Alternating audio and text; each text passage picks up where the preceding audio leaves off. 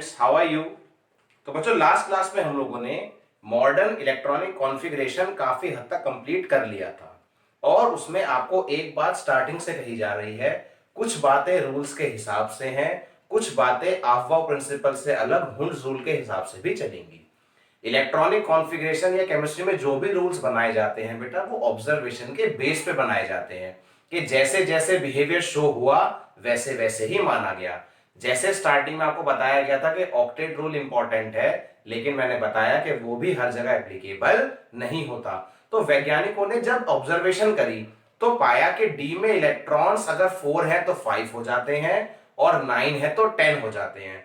ऐसा case P block में possible नहीं है, पी ऑर्बिटल्स में पॉसिबल नहीं है।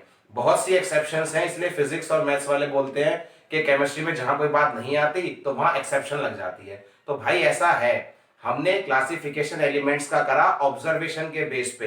पहले डोबरनर ने करा कुछ ऑब्जर्व, फिर न्यूलैंड ने ऑब्जर्व किया, फिर मेंडलीव ने, और सही काम पे पहुंचे धीरे धीरे हम हेनरी मोसले की हेल्प से कि क्या कि प्रॉपर्टीज तो एटॉमिक नंबर का फंक्शन है। क्यों? क्योंकि एटॉमिक नंबर से ही इलेक्ट्रॉन्स हैं। अब इलेक्ट्रॉन्स का डिस्ट्रीब्यूशन भी इसी बेस पे किया गया है। कोई भी बात बिना किसी ऑब्जर्वेशन के नहीं है, मींस जैसा ऑब्जर्व हुआ वैसे। For example palladium PD 46 atomic number का अगर आप इलेक्ट्रॉनिक कॉन्फ़िगरेशन देखते हैं एनसीईआरटी में तो 4d10 है, यानी उसके पास s में इलेक्ट्रॉन ही नहीं है। जबकि कॉपर वालों के पास एक इलेक्ट्रॉन है s के अंदर और d में 10, और क्रोमियम वाले ग्रुप में s में 1 और d में 5। ये सारा इनके इलेक्ट्रॉन छोड़ने की टेंडेंसी पे डिपेंड करता है, क्योंकि डी ब्लॉक के सभी एलिमेंट्स हमारे मेटल्स होते हैं। They are called transition metals and metals have tendency to lose electrons, that is why they are called electropositive. अब अगर आप डी वाला रूल पी में अप्लाई करने लगेंगे तो आप गलती कर रहे हैं, बिकॉज मैंने आपको जो सिखाया है आपको उस बेस पे चलना है, आपके लिए नया है। तो जहां एक्सेप्शंस आएंगी बताई जाएंगी, जहां नहीं होंगी तो वहां आप अप्लाई नहीं करेंगे। मींस डी में जो मुझे ऑब्जर्व हुआ, जो वैज्ञानिकों ने ऑब्जर्व किया वही हमें बताया, तभी लिखवाया कि रूल के हिसाब से ये एक्सपेक्टेड था, लेकिन निकल कर आया ये। तो हमने कहा ठीक है, बिकॉज रूल्स जो बनाए गए हैं केमिकल बिहेवियर के बेसिस पे बनाए गए हैं, हवा हवाई काम कुछ भी नहीं है। अब एक्सेप्शन की बात समझिए। हाइड्रोजन की पोजीशन आज भी जस्टिफाइड नहीं है कि भाई नहीं हो पाई ना, क्योंकि बाकी सबको प्रॉपर्टीज के बेस पे लगाया गया। ग्रुप 1 में जो भी एलिमेंट्स लगाए आपने, lithium sodium potassium rubidium caesium francium, वो सब एक इलेक्ट्रॉन लूज करते हैं, गेन कोई नहीं करता। लेकिन हाइड्रोजन लूज करने के साथ साथ एक इलेक्ट्रॉन गेन भी कर लेता है। तो सिंबॉलिकली तो उसे ग्रुप 1 में रख दिया, लेकिन एक्चुअल पोजीशन उसकी ग्रुप 1 भी हो सकती है और 17 भी हो सकती है, क्योंकि वो इलेक्ट्रॉन गेन भी कर लेता है। एस के अंदर आते हैं 2 इलेक्ट्रॉन तो ग्रुप भी है 2। पी में आते हैं 6 इलेक्ट्रॉन तो ग्रुप भी है 6। डी में आते हैं 10 इलेक्ट्रॉन, ग्रुप है 10। लेकिन एफ में आते हैं 14 इलेक्ट्रॉन्स, 14 ग्रुप नहीं है, उसे अलग कर दिया गया है। पूरा का पूरा एफ ब्लॉक ग्रुप 3 में ही समाया हुआ है, वजह उसकी प्रॉपर्टीज बाकी सबसे मैच नहीं करती।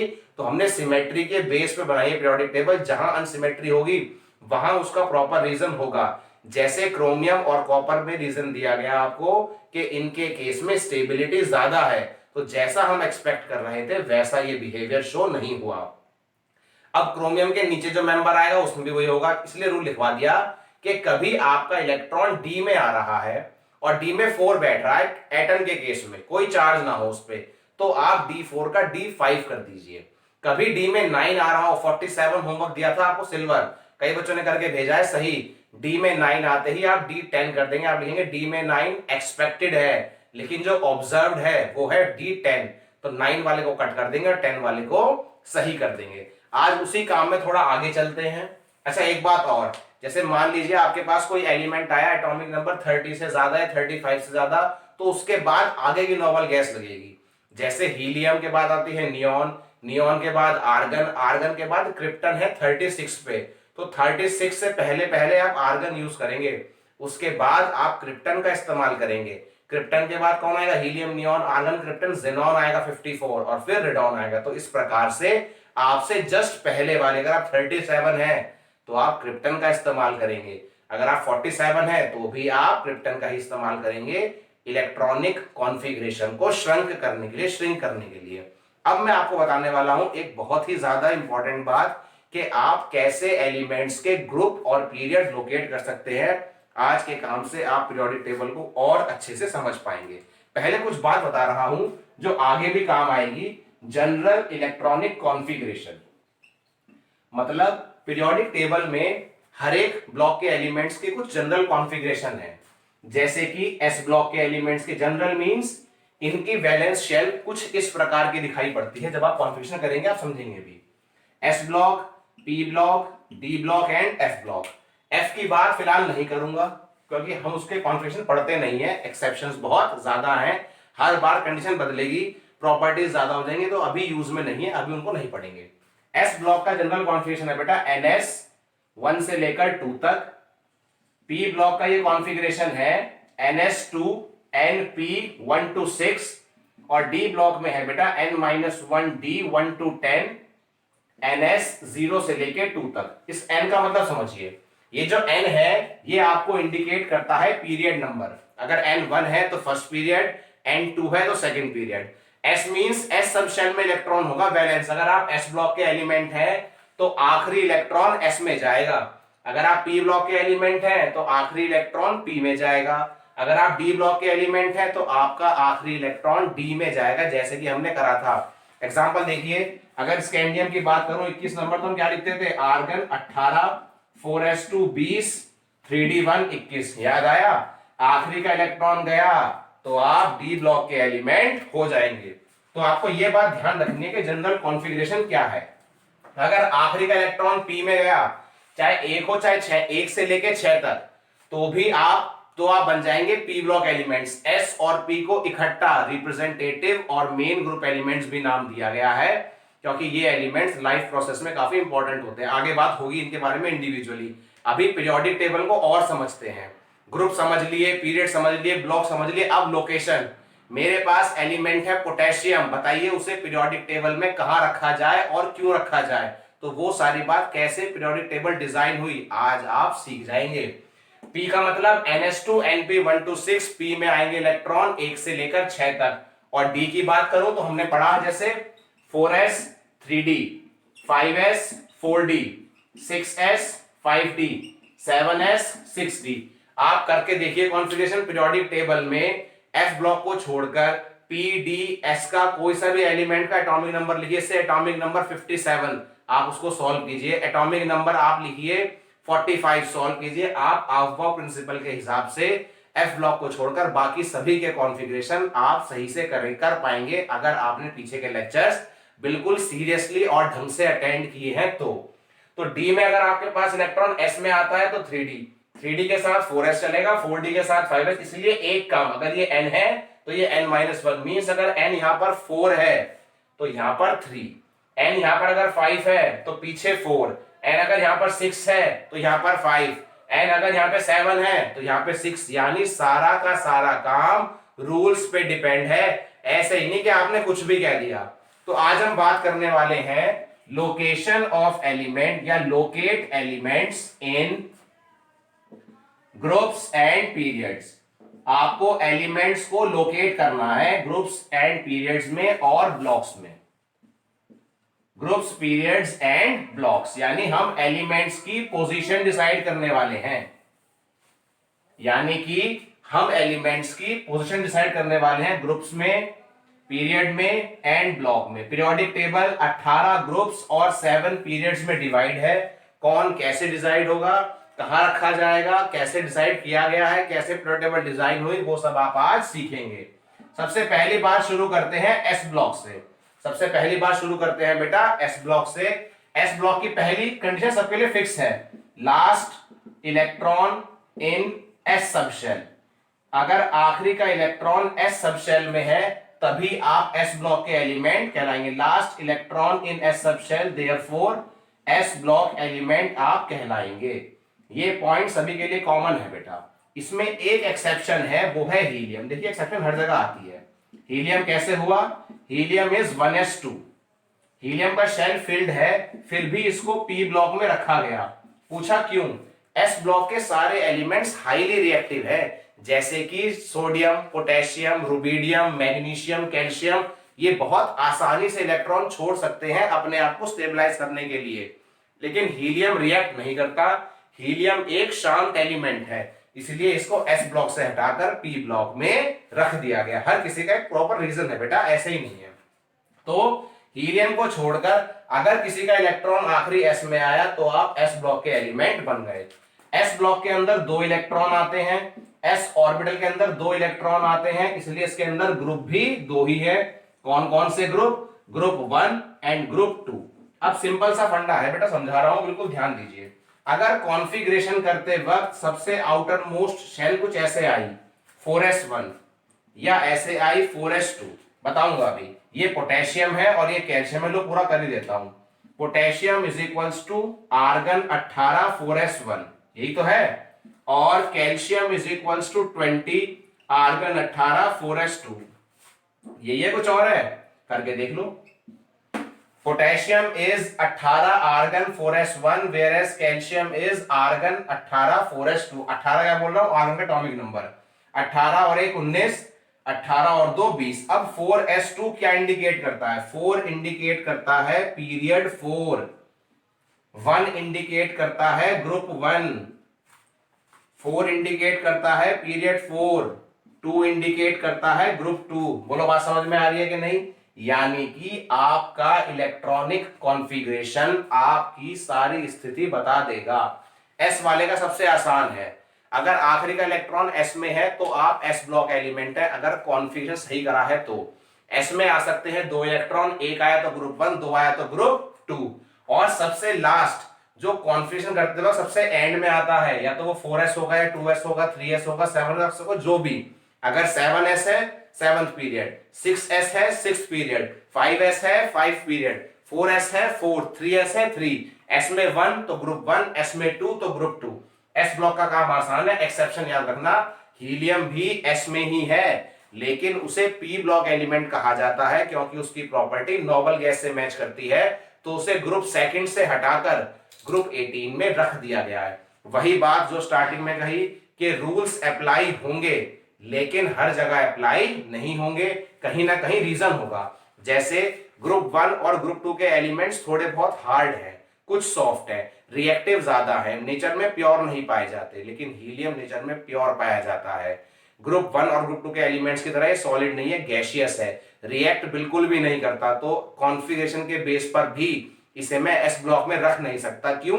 क्योंकि सारी प्रॉपर्टीज को ये बिगाड़ देगा। क्या इसकी बात समझ में आई? ट्राई करके देखो। लिथियम की बात करूं मैं तो लिथियम क्या है बेटा? 1s2 2s1, मुझे लास्ट वाले से मतलब है। सेकंड मतलब पीरियड सेकंड, 1 मतलब ग्रुप 1, आखिरी का इलेक्ट्रॉन s में गया तो आप हो गए s ब्लॉक एलिमेंट। अब मैं आपसे बात करता हूं p ब्लॉक एलिमेंट की, कि किसी p ब्लॉक में आप एलिमेंट्स की पहचान कैसे करेंगे। ठीक है बेटा? तो p ब्लॉक का फंडा है, पहला पॉइंट सेम, लास्ट इलेक्ट्रॉन इन p ऑर्बिटल। अगर आखिरी का इलेक्ट्रॉन p में आया तो भाई p ब्लॉक के हो, वरना p ब्लॉक के नहीं हो। ठीक? अब इसमें ग्रुप नंबर कैसे निकालते हैं?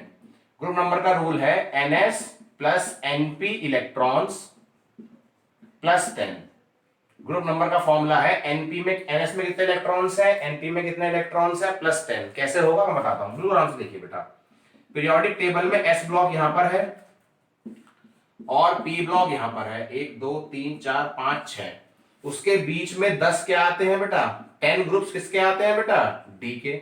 अब आप ध्यान से देखना, सोडियम यहां रखा है, पोटेशियम यहां रखा है, सॉरी सोडियम मैग्नीशियम यहां है और एल्यूमिनियम यहां है, यानी 11 12 तो यहां है और 13 यहां, यानी बीच में कुछ डिफरेंस आ गया, तो वही डिफरेंस मुझे ऐड करना होगा। 11 नंबर सोडियम, 12 नंबर मैग्नीशियम, 13 यहां है, लिथियम, बेरिलियम और बोरॉन यहां पर है, यानी कि हमें थोड़ा समझना पड़ेगा। पोटेशियम यहां है, कैल्शियम यहां है और उसके बाद का 21 से लेकर 30 तक यहां आएंगे और गैलियम यहां आएगा, यानी कि S और P का जो डिफरेंस है वो 10 है। इसलिए मुझे अगर 12 मैग्नीशियम के बाद एल्यूमिनियम में जाना है तो बीच में 10 का डिफरेंस है, वो भी कॉम्पनसेट करना पड़ेगा सही ग्रुप निकालते वक्त। 1 और 2 के बाद एल्यूमिनियम तीसरे ग्रुप में नहीं आया, एल्यूमिनियम आया 13th ग्रुप में, तो अंतर कितने का है बेटा? 10 का है। 1 2 के बाद 3 ना आकर सीधा 13 आया। अब आप ध्यान से देखो, पी ब्लॉक में ग्रुप निकालने का फंडा कैसे है, बिल्कुल ध्यान से देखो। पी ब्लॉक कुछ ऐसे ही है, अगर आपने पीरियोडिक टेबल में देखा है नहीं तो दोबारा देखिए ध्यान से। ग्रुप 13 में है boron, carbon, nitrogen, oxygen, fluorine, neon. Sorry, P block के ये एलिमेंट्स हैं। ग्रुप गलत से बोलते बेटा, ये हुआ ग्रुप 13, ये ग्रुप 14, ग्रुप 15, ग्रुप 16, ग्रुप 17 और ग्रुप 18। बात समझ में आ रही है? नियोन से ऊपर एक और एलिमेंट आएगा, वो है हीलियम। अब इसका ग्रुप 13 है, तो एक्सपेरिमेंट से हम जो हमें निकल कर आया वो 13 है इसका ग्रुप, इसका 15 है, इसका 17। हम अपना रूल अप्लाई करना सीख रहे हैं। पीरियोडिक टेबल में पी ब्लॉक पीरियोडिक टेबल के एकदम राइट हैंड साइड वाले कॉर्नर पे है और उसमें 6 ग्रुप है, ग्रुप 13 से लेकर ग्रुप 18 तक। अब मैं ये सीखना चाहता हूं कि ग्रुप 13 में बोरॉन है, तो इसे कैसे निकाला जाए, इसके अलावा कोई और एलिमेंट हो तो मैं कैसे निकालूं। तो देखिए, आपको पहले करना होगा बोरॉन का configuration 1s2 2s2 2p1, 1s2 2s2 2p1। आखिरी का इलेक्ट्रॉन p में गया तो आपका p ब्लॉक हो गया। p ब्लॉक का रूल है nsnp के इलेक्ट्रॉन, nsnp का मतलब 2p के साथ 2s जोड़िए, अगर 3p होगा तो 3s जुड़ेगा, अगर 4p होगा तो 4s जुड़ेगा, और अगर 5p होगा तो 5s, 6p होगा तो 6s, और अगर 7p होगा तो 7s। ठीक है भाई, ns में है 2 इलेक्ट्रॉन, np में है 1 electron plus 10 is equal to कितना निकल कर आया बेटा 13th ग्रुप। बोलो सही है कि नहीं? रूल अप्लाई हुआ कि नहीं? बिल्कुल ध्यान से, आखिरी का इलेक्ट्रॉन p में जाए तब अप्लाई होगा, हीलियम एक्सेप्शन उसको छोड़ दीजिए। अब s के अंदर कितने इलेक्ट्रॉन्स हैं? 2 हैं भैया। p में कितना है बेटा? एक 2+1 साथ में 10 और ऐड करना है। 10 किसका? डी ब्लॉक एलिमेंट्स का, तो 2+1 3 और 10 13 हो गया। 13th group of periodic table में, और ये वैल्यू है 2 इंडिकेट करता है पीरियड सेकंड। इलेक्ट्रॉनिक कॉन्फ़िगरेशन लिखते वक्त जो एंड में सबसे बड़ी वैल्यू आई, जैसे 7p आया तो पीरियड 7th है। सबसे लास्ट 8th p आया, थोड़ा 8 तो है नहीं क्या, 6p आया बेटा तो 6th पीरियड, 5p आया 5th पीरियड, 4p आया 4th पीरियड, 2p आया 2 और 3p आया तो 3। अब और एग्जांपल देखो, ये वाली बात समझ में आ रही होगी थोड़ी थोड़ी, एग्जांपल से क्लियर होगी बेटा। हमारे पास है element fluorine, atomic number 9, 1s2 2s2 2p5। बिल्कुल ध्यान से देखो, अब आखिरी का इलेक्ट्रॉन p में है तो p ब्लॉक का रूल लगेगा, ब्लॉक हो गया p। सबसे बड़ी वैल्यू कौन है? 1s और 2s ही है, तो पीरियड हो गया बेटा 2, और ग्रुप नंबर हुआ 2 + 5 + 10 इज इक्वल टू 17 ग्रुप। आप सभी जानते हैं कि हेलोजेंस ग्रुप 17 के एलिमेंट्स हैं, इसलिए ये वाला काम भी हुआ। अब मैं कोई और बताता हूं आपको, से आपके पास नोबल गैस है आर्गन, नंबर है इसका 18, 1s2 2s2 2p6 3s2 3p6 3p6 पे कहानी खत्म। 2 2 4 6 10, 2 12 और 6 18। अब बिल्कुल ध्यान से, आखिरी का इलेक्ट्रॉन p में, तो ऑब्वियस सी बात है आप p ब्लॉक के ही एलिमेंट हैं। उसके बाद p ब्लॉक में जितना 3p में इलेक्ट्रॉन है उतना कितना है बेटा? 6, और 3p है तो 3s के इलेक्ट्रॉन जोड़ दो उसमें 2 + 10 तो 18 ग्रुप आ गया। आप सब जानते हैं नोबल गैस का ग्रुप भी 18 है, और पीरियोडिक टेबल में n की वैल्यू 3 आ रही है दोनों की, तो पीरियड नंबर क्या बना बेटा? 3। बिल्कुल ध्यान से देख लीजिए, एक बार रिवाइंड कीजिए। आज सैटरडे है, कल संडे हो जाएगा, फ्री रहेंगे तो आराम से एक बार क्लास कंटिन्यूस में दोबारा देखिए, और पीरियोडिक टेबल में से एटॉमिक नंबर उठाकर खुद भी ट्राई करके देखिए, कहीं कोई डाउट आए पूछिए, लेकिन आपको प्रयास करना होगा। जब भी क्लास में काम होता था तो मैं पहले एस ब्लॉक सिखाऊंगा, फिर एस के कुछ सवाल दूंगा, बच्चा सॉल्व करेगा, फिर पी ब्लॉक समझाऊंगा, पी के कुछ सवाल दूंगा। तो अभी मैं एस पी डी इकट्ठा सिखा रहा हूं, उसके बाद क्वेश्चंस दूंगा जो आप घर पे करेंगे। वो काम एक्चुअल में क्लास में ही होता है। किसी के भी मन में जो नया बच्चा भी ऐड हो रहा है वो ये आ रहा हो कि भाई आधे घंटे की क्लास है, 25 मिनट की क्लास है, बेटा एक्चुअल क्लास में भी इतना ही काम होता है, क्योंकि जब भी काम क्लास में होगा तो लिखने का टाइम दिया जाता है क्लास में, तो हाफ क्लास में एक्सप्लेनेशन होती है और हाफ में ही आप लिख पाते हैं। जनरली क्लास 55-50 मिनट से ऊपर हो नहीं पाती है, बच्चे आते भी हैं जाते भी हैं। तो मेन मुद्दे की बात यह, आप तमीज में काम कीजिए, आपकी क्लास ऑटोमेटिकली घंटे से ऊपर जाएगी। पी ब्लॉक की बात समझ में आ गई होगी, एग्जाम्पल्स मिलेंगे वो समझ लेंगे। पी में आते हैं 6 ग्रुप, इसलिए क्योंकि पी में आ सकते हैं केवल 6 electrons. P orbital can hold maximum of 6 electrons, that's why P block contains only 6 group group 13 to 18। अब बात, तो डी ब्लॉक एलिमेंट्स में एक बात ध्यान रखनी है कि आखिरी का तो डी में जाएगा ही, इनका ग्रुप नंबर भी इनके कॉन्फ़िगरेशन के हिसाब से ही है। देखो यहां पर एनएस रहा था, यहां पर ये दोनों ऐड हुए, यहां पर ये ऐड होंगे, तो group number is equals to n-1d plus ns इलेक्ट्रॉन्स। आप n-1d और ns के इलेक्ट्रॉन्स को जोड़ दीजिए।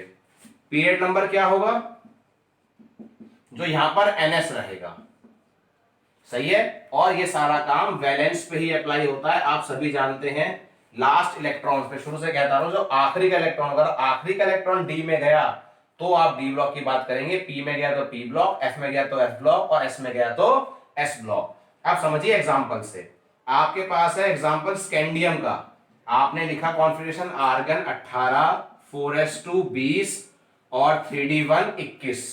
तो ग्रुप नंबर निकला कि भाई एस में कितने इलेक्ट्रॉन हैं, 2, डी में कितने हैं, 1, तो ग्रुप आ गया 3। चेक कीजिए पीरियड टेबल में, सबसे बड़ी वैल्यू 3 बड़ा है, 4 बड़ा है, 4 बड़ा है, तो पीरियड क्या हो गया बेटा 4। और ब्लॉक आपको पता ही है कि जब लास्ट इलेक्ट्रॉन आप डी में डाल रहे हैं तो ये एलिमेंट किसका है बेटा, डी ब्लॉक का एलिमेंट है। ऐसे ही ट्राई कीजिए 25 नंबर का एलिमेंट मैग्नीज, मैग्नीज का नंबर है आर्गन 3d5, 4s2, 18, 2 20 और 5 25। तो ग्रुप नंबर देख के पता लग रहा है कि भाई डी में 5 इलेक्ट्रॉन, एस में 2, तो ग्रुप नंबर निकल कर आएगा 7। बड़ी आसानी से ये काम हो रहा है, और पीरियड नंबर हो जाएगा बच्चों 4। ठीक है, ऐसे ही और भी एग्जाम्पल हम कर सकते हैं, लेकिन मैं एग्जाम्पल्स ट्राई करने के लिए ज्यादा देता हूं, ताकि जितना बच्चा करेगा बेटा उतना ही आप सीखेंगे।